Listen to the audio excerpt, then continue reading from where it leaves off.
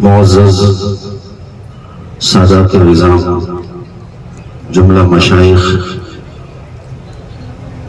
اور تمام ہی اہل منبر، سامعین، السلام علیکم ورحمۃ اللہ وبرکاتہ۔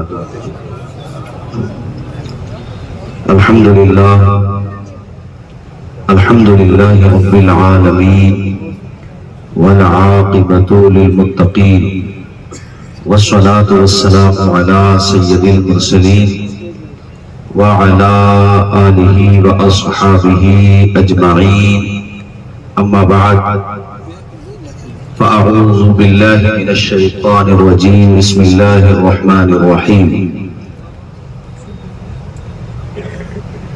ورفعنا لك ذکرک، صدق اللہ مولانا العظیم۔ بآواز بلند تمامی حضرات درود شریف کا نذرانہ پیش کریں۔ صلی اللہ علی النبی الامی وآلہ صلی اللہ تعالی علیہ وسلم، صلاۃ و سلام علیک یا رسول اللہ صلی اللہ تعالی علیہ وسلم۔ اس وقت ہمارے اور آپ کے سامنے جو مسائل ہیں، جو چیلنجز ہیں، ہم اور آپ سب بخوبی جانتے بھی ہیں، سمجھتے بھی ہیں، لیکن سوال یہ ہے کہ ہم کس طرح اپنی کشتی مراد کو ساحل سمندر تک لے جائیں۔ سب سے بڑا جو مسئلہ ہمارے اور آپ کے سامنے ہے اس وقت، جس نے پوری امت کے وجود کو جھنجھوڑ کر رکھ دیا ہے، زخمی کر دیا ہے، وہ ناموس رسالت کا مسئلہ ہے۔ محسن انسانیت پیغمبر اسلام حضور سید عالم صلی اللہ تعالی علیہ وسلم جیسی عظیم ہستی کے خلاف حرزہ رسائی اور آئے دن منفی نگیٹو جو باتیں سامنے آ رہی ہیں، دریدہ دہنی کرنے والے بازاری لب و لہجے میں اس عظیم ہستی کے خلاف بکواس کر رہے ہیں اور سستی شہرت حاصل کر رہے ہیں۔ اس سے ہمارا اور آپ کا دل سب کا دل رنجیدہ ہے، لیکن ہمیں فکر مند اور مایوس ہونے کی ضرورت نہیں ہے یہ سوچ کر کے کہ کچھ نہیں ہوگا۔ آپ یقین رکھیں کہ ہمارے نبی کے ناموس کا محافظ خود ہمارا پروردگار ہے۔ واللہ یعصمک من الناس، یہ قرآن مجید کی آیت ہے۔ اللہ پاک فرماتا ہے محبوب تمہارے ناموس کے محافظ ہم ہیں۔ تو جس کا محافظ زمین و آسمان کو پیدا کرنے والا، اس سنسار کی رچنا کرنے والا، وہ رچیتا ہے، اس محبوب کے ناموس کے خلاف کوئی کتنا ہی بکواس کر لے، رہے گا چرچا ان کا یوں ہی رہے گا، پڑے خاک ہو جائیں جل جانے والے۔ ابو جہل، ابو لہب، عتبہ، عتیبہ، شیبہ، امیہ جیسے افراد دنیا میں نہ رہے، ان کا نام و نشان مٹ گیا۔ تو یاد رکھیے یہ جتنے بھی آج کل نکلے ہیں برساتی مینڈک کی طرح، اعلیٰ حضرت امام اہل سنت کا پیغام ذہن نشی کر لیں کہ مٹ گئے، مٹتے ہیں، مٹ جائیں گے، آدھا تیرے، نہ مٹا ہے نہ مٹے گا کبھی چرچا تیرا۔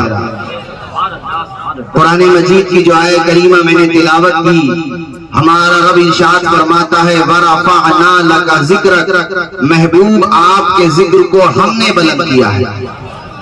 تو جس کے ذکر کو بلند ہی خدا نے کیا ہے، اس کے ذکر کو مٹا کوئی کیسے سکتا ہے؟ یہ بتاؤ آپ مجھے، کوئی نہیں مٹا سکتا۔ یہ ہزاروں ہزار کا جمع غفیر جو عاشق صادق حضور مفتی اعظم راجستھان کے عرس میں امٹتے ہوئے سیلاب کی طرح آیا ہے، آپ سب کی موجودگی اس بات کا احساس دلا رہی ہے کہ لب پہ نعت پاک کا نغمہ کل بھی تھا اور آج بھی ہے، میرے نبی سے میرا رشتہ کل بھی تھا اور آج بھی ہے۔ بتلا دو گستاخ نبی کو غیرت مسلم زندہ ہے، دین پہ مر مٹنے کا جذبہ کل بھی تھا اور آج بھی ہے۔ نعرہ تکبیر،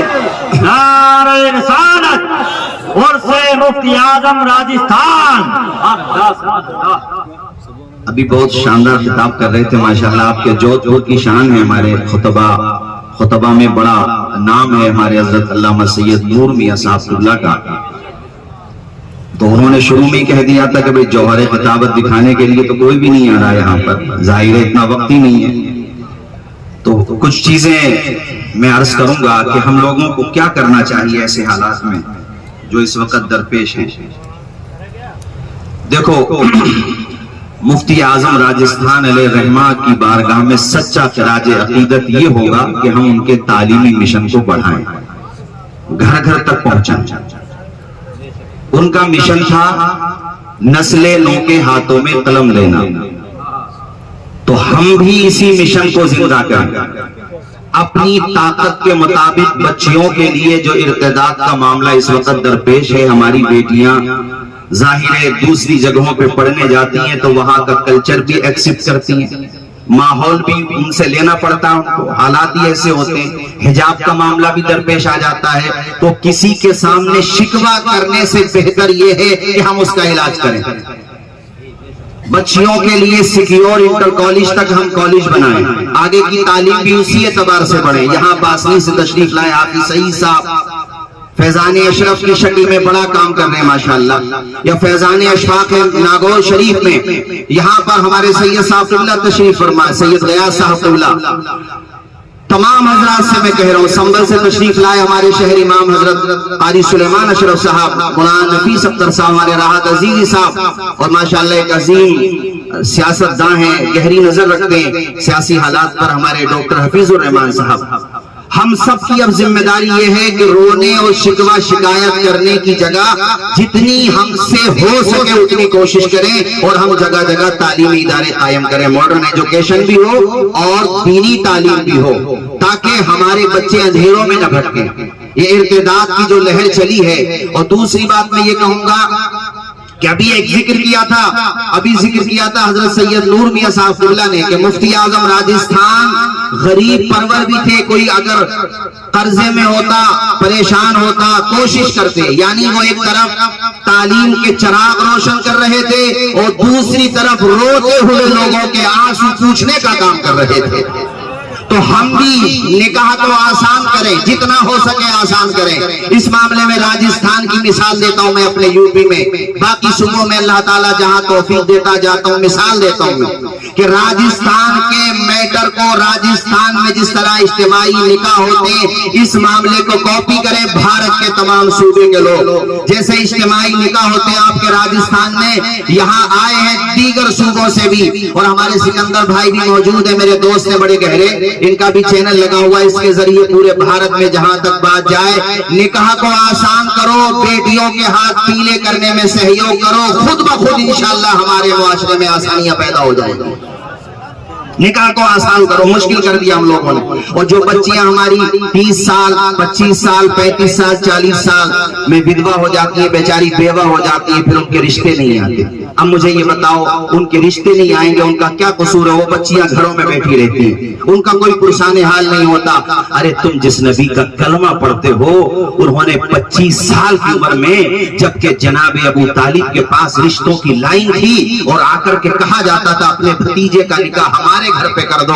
अरब में वो जहां चाहते वहां निकाह करते अपने भतीजे का। हमारे नबी जहां उंगली उठा देते, उस खानदान के लोग अपनी निगाहों को फर्शरा बना देते कि मोहम्मद हमारे दामाद बन जाएं। हर कोई चाहता था, है दुनिया के लोगों, मगर पैगंबर इस्लाम ने उस समाज में, जिस समाज में बेवाओं को जलील समझा जाता था, मेरे नबी ने दुनिया का नजरिया चेंज करके रख दिया। और आपने 25 साल की उम्र में अगर निकाह किया है तो 40 साल की बेवा हजरत खदीजतुल कुबरा से निकाह किया है, तो इस सुन्नत को जिंदा करो, ताकि बेवा बहनें भी सुकून के साथ, सम्मान के साथ अपनी जिंदगी गुजार सकें। नारे तकबीर, नारे रिसालत। खालिद भाई से सबसे ज्यादा जरूरी है ये, बच्चियों का निकाह नहीं हो रहा है। अरे भाई उनकी उम्र है शादी की। और मैं तो एक बात कहता हूँ माइक पे, तादुदे अज़वाज को भी रिवाज दिया जाए। बच्चियों की तादाद बढ़ रही है, ہمارے جو مالدار لوگ ہیں اللہ نے ان کو دیا ہے، ان پہ کسی چیز کی کوئی کمی نہیں ہے. اگر ان کی بیوی ایگری کرے، شریعت میں شرط نہیں ہے، لیکن میں ایک بات کہہ رہا ہوں، ارے بدکاری کے راستے کھل رہے ہیں مسلمانوں کا. معاشرہ کھنگال کے دیکھ لیا، آپ کو پتا نہیں ہے. میٹرو سٹیز کی بات چھوڑ دیجئے، ولیجز میں بھی، دیہات میں، قصبات میں، ٹاؤن ایریاز میں بدکاری اس درجہ پھیلی ہوئی ہے مسلمانوں میں. شادی شدہ لوگ تک بدکاریاں کر رہے ہیں معاذ اللہ، جبکہ رجم کا حکم ہے ان کے لیے شریعت میں. بدکاری کر رہے ہیں تو بدکاری کا دروازہ بند کرو، شادی کرو دوسری، تم بدکاری نہ کرو. اس سے معاشرہ پاک و صاف ہوگا اور سماج میں بہتری آئے گی. اسلام نے کسی صورت میں بھی بدکاری کی اجازت نہیں ہے. آپ تعدد ازواج کو رواج دیجئے، ایک سے زیادہ شادی کرنے کے اہل ہیں تو کریے، تاکہ ہماری بیٹیاں گھروں پہ کنواری نہ بیٹھی رہیں. آپ تلاش کیجئے اپنے راجستھان میں کتنی بچیاں ہیں بیچاری بیٹھے بیٹھے گھروں میں رشتے ہی نہیں آئے، وہ زندگی ڈھل گئی. کیا قصور تھا ان بچیوں کا، مجھے بتائیے. تو مفتی اعظم راجستھان کے اس میں آنے والوں، یہ پیغام لے کے جاؤ کہ ہم نکاح کو آسان بنائیں گے، اپنی بیٹیوں کو خوشیاں دینے کا کام کریں گے انشاءاللہ. زور سے بولیے انشاءاللہ.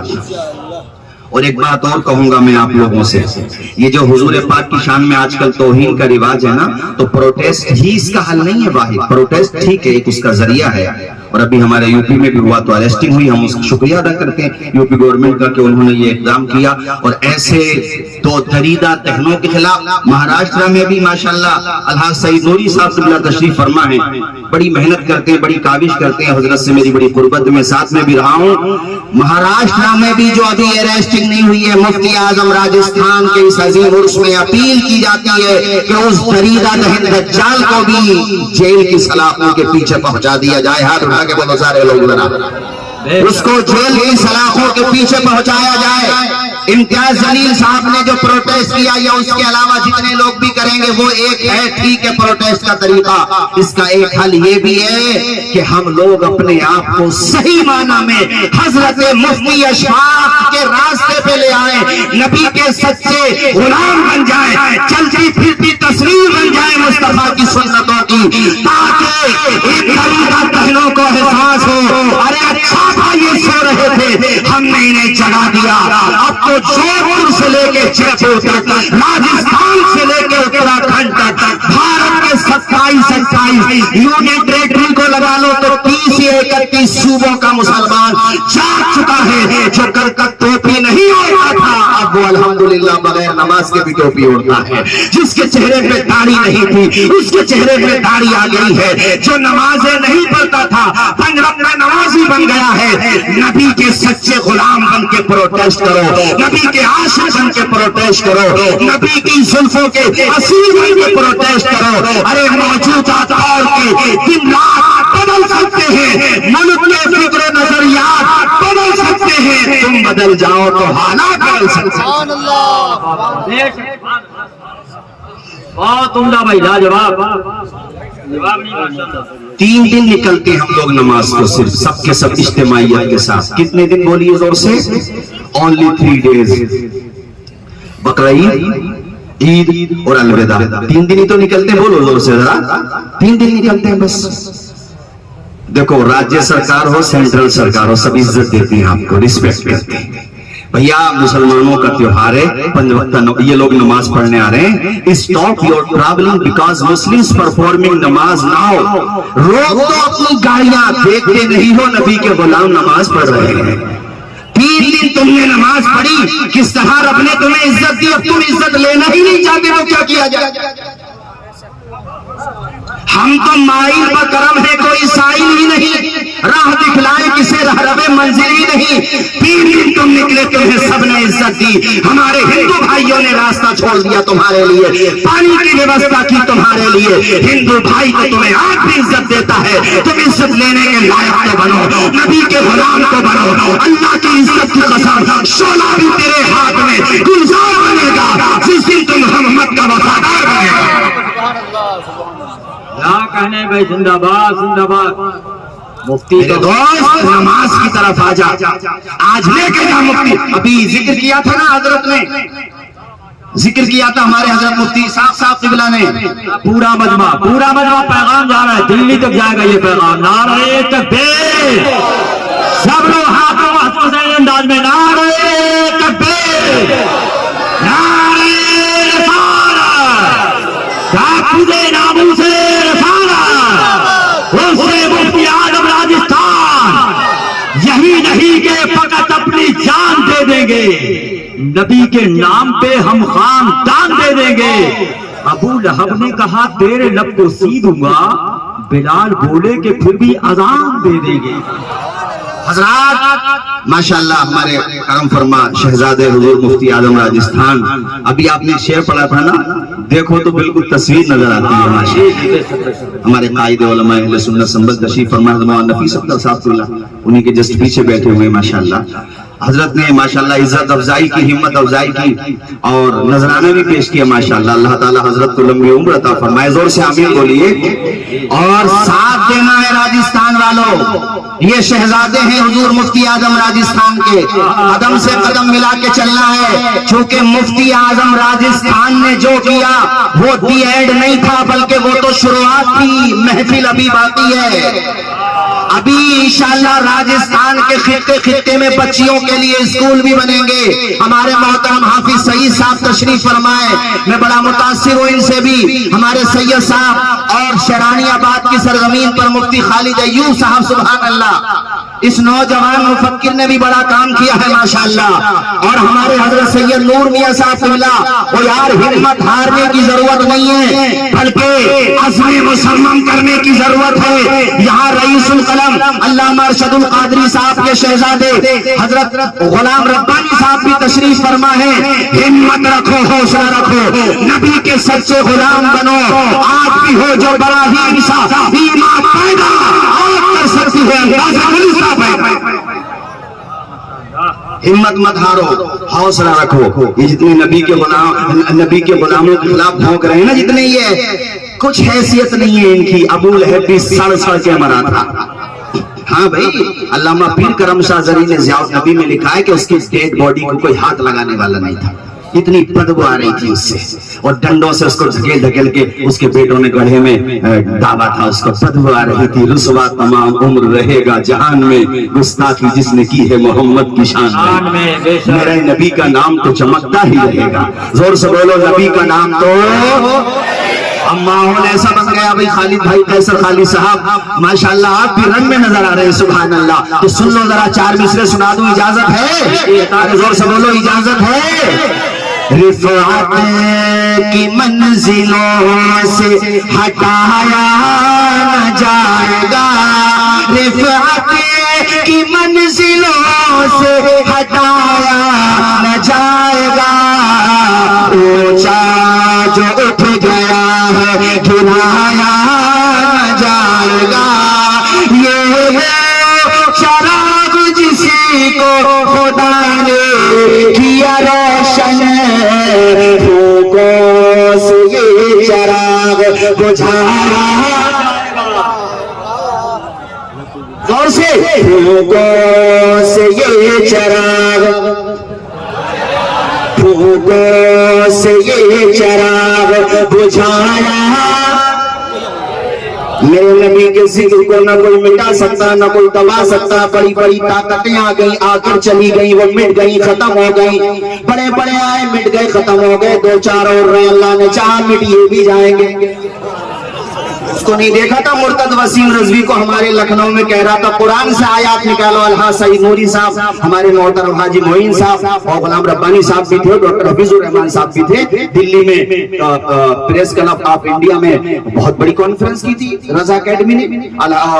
سید ہمارے معین الدین صاحب سے بلا بھی تھے کشور شریف سے، اور وہاں پہ مجھے خوشی ہوئی دیگر لوگ بھی آئے تھے، اور لوگ بھی آئے تھے، اور جس مکتبے سے اس کا تعلق ہے ان کے لوگ بھی آئے تھے. اور انہوں نے کہا تھا، انہوں نے بھی کہا تھا، ہم نے بھی کہا تھا. اور خوشی کی بات یہ ہے سپریم کورٹ نے بھی کہا تھا، اور سپریم کورٹ نے تو باضابطہ پابندی لگا دی اس کی ریٹ پر، اور جرمانہ الگ سے لگایا. اور سب نے یہی کہا تھا، یاد رکھنا قرآن سے 26 آیتیں نکالنے کی بات کرتے ہو، ارے قرآن سے تو تم ایک لفظ نہیں مٹا سکتے. اس لیے یہ ہے خدا فرمان میں بدلا جائے گا، بدلے گا زمانہ لاکھ مگر قرآن۔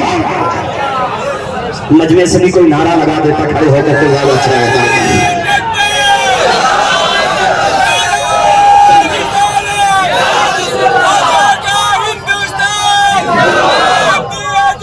بس آخری بات چونکہ وقت بھی لحاظ ہے مجھے، باقی تو جوب پور میں ہنس رہا تھا کل ہمارے حضرت علامہ سید نور میاں صاحب قبلہ سے پہلے بھی کئی دفعہ کوشش ہوئی لیکن میری محرومی رہی کہ میں حاضر نہیں ہو سکا جوب پور میں۔ باقی راجستھان نے تو مجھے ایسا گود لیا ہے، ابھی کہہ رہے تھے نا ہمارے قیصر خالد صاحب، آدھے پروگرام باقی صوبوں میں ہوتے ہوں گے، اس سے زیادہ راجستھان میں ہوتے ہیں۔ میں 2 دن سے راجستھان ہی میں تھا۔ ایسے راجستھان کے لوگ تو جس کو گود لے لے پھر جانے کہاں دیتے ہیں یار، غریب نواز یہیں پہ تو آرام کر رہے ہیں نا بھیا۔ ارے اجمیر کا خواجہ جو خواجہ ہم سب کا، جس کی حکومت ہے آج بھی الحمدللہ اور رہے گی، زور سے بولا حکومت۔ ارے حضرت مولانا عباس صاحب ماشاءاللہ وہ بھی طبیعت سے پان کھا رہے ہیں، سبحان اللہ، اللہ خوش رکھے، شاد و آباد رکھے۔ ان کے وہاں پہ بھی گیا تھا میں گونڈا کے پاس، اور ابھی شریف والی کو بھی سنیں گے انشاءاللہ۔ سنو میرے بھائیوں، یہ میں عرض کر رہا ہوں آپ لوگوں سے، یہ بات سنا دو پھر میں ختم کر دوں، بس یہ آخری بات سن لو۔ باتیں تو خیر میں بہت لکھ کے لایا تھا مگر پھر کبھی انشاءاللہ چمن رہے گا، پھول کھلیں گے، زندگی رہی تو انشاءاللہ پھر ملیں گے۔ عزیز اتنا ہی رکھو کہ دل بہل جائے، اتنا بھی نہ چاہو کسی کا دم نکل جائے۔ آخری بات سن لو، مکہ کے لوگوں نے میٹنگ کی کہ قرآن جو ہے آئے دن ہمیں چیلنج کرتا ہے کہ لاؤ اس کی طرح لا کر کے دکھاؤ، پورا قرآن کے اگینسٹ پوری کتاب نہیں لا سکتے تو ایک آیت ہی لا کے دکھاؤ۔ تو یہ بڑے پریشان تھے کہ یار کیا کریں، اس کا جواب کہاں سے لائیں۔ تو ان لوگوں نے میٹنگ کی، سب لوگوں نے، اس میں بڑے بڑے ادبا، فصحاء، انٹلیکچوئل، ان لوگوں کے انٹیلیجنٹ، ایک سے ایک ٹاپ کے۔ تو اس میں عبداللہ بن مقفع نام کا ایک ادیب آیا، بات چیت ہوئی کہ کیا کریں۔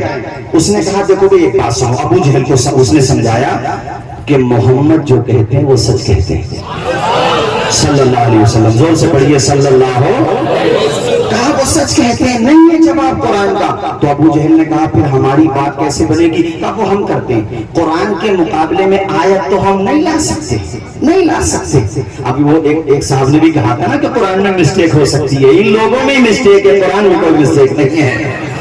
کہا کہ قرآن کے مقابلے میں کوئی آیت تو نہیں لا سکتے مگر ٹھیک ہے ہمیں تھوڑا ٹائم دو، کوئی مسٹیک ہم تلاش کرتے ہیں۔ تو انہوں نے قرآن سے 3 ورڈ نکالے، یہ سن لو بس 5 منٹ کے اندر، 3 ورڈ، 3 الفاظ، 3 شبد، حضوا، عجاب، کبار، 3 الفاظ نکالے۔ کہا یہ معیار کے خلاف ہے، پڑھے لکھے لوگ اپنی لینگویج میں، اپنی بھاشا میں، اپنی بات چیت میں ان الفاظ کا استعمال نہیں کرتے۔